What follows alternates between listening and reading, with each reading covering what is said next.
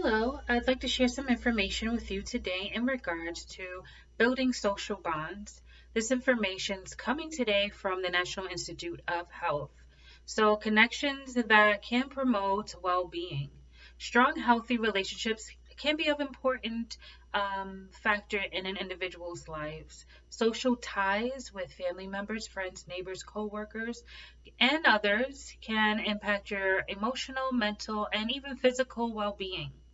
So, as a child, you learn social skills that you need to form and maintain relationships with others. Um, and at any age, though, a person can learn how to improve their relationships with others and or their social skills. So, what is healthy?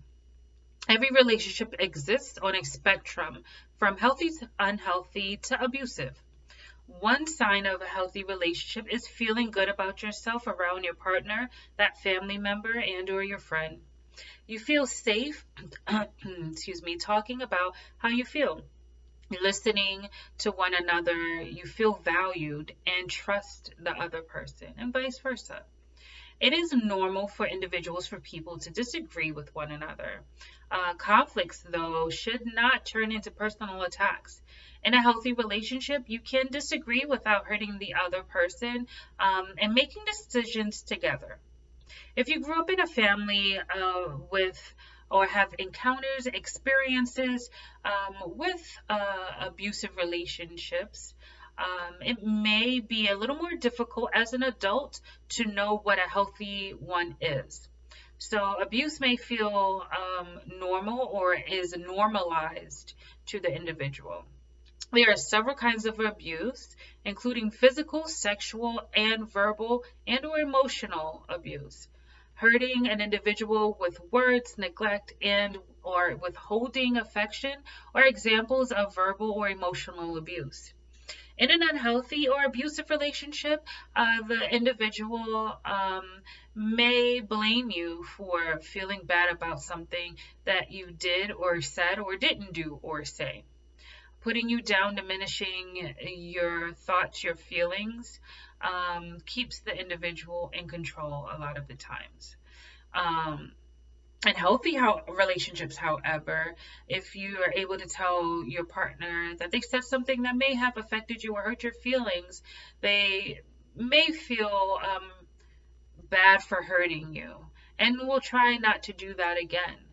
So abusive or abuse in an intimate partner relationship is called or intimate partner violence.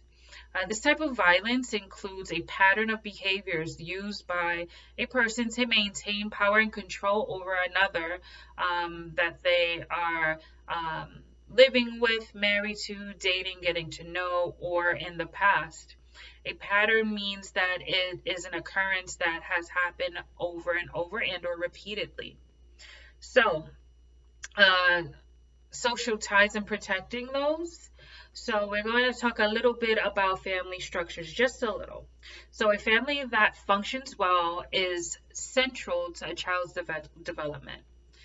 So parents, guardians can assist children in learning how to listen, setting appropriate boundaries, resolving conflicts.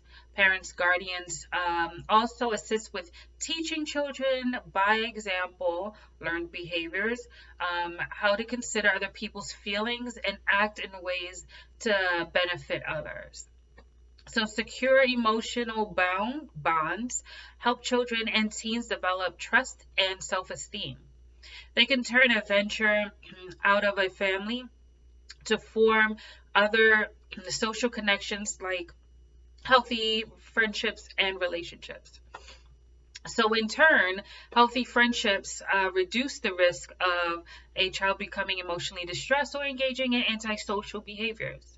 On the other hand, having an unhealthy relationship in a family, including neglect and or abuse, puts children at risk for future unhealthy relationships. So getting help and helping, excuse me, at any age, a relationship matters in the broad spectrum of relationship, that word, right?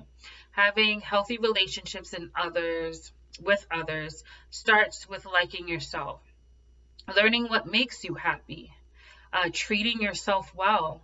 Know that you deserve to be treated well by others. Having an unhealthy or abusive relationship can be emotionally tasking. The connection may be good some of the time. You may love and feel like you need the person who you're being hurt by.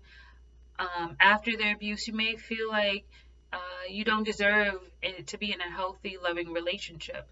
And that is not true. With assistance and help support of a mental health provider, they can assist you working through those past experiences within an unhealthy relationship, as well as uh, contacting such organizations like National Domestic Violence Hotline, um, and or contacting the appropriate or necessary um, government agencies if that is what is suspected at that moment in time. So I hope this information was of assistance for you.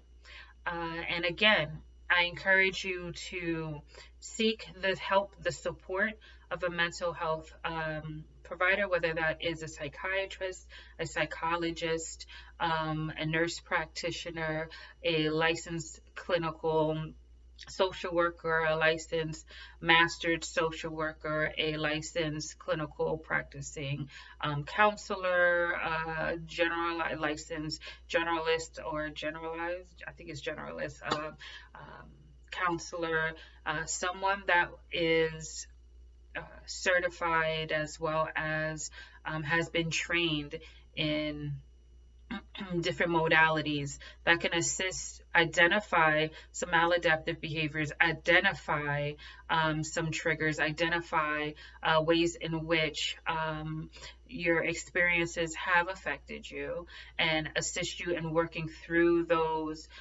times and setting goals for yourself, safety measures, safety precautions for oneself. So yes, I hope that you enjoy the remainder of your day, and thank you for taking the time out to view this video.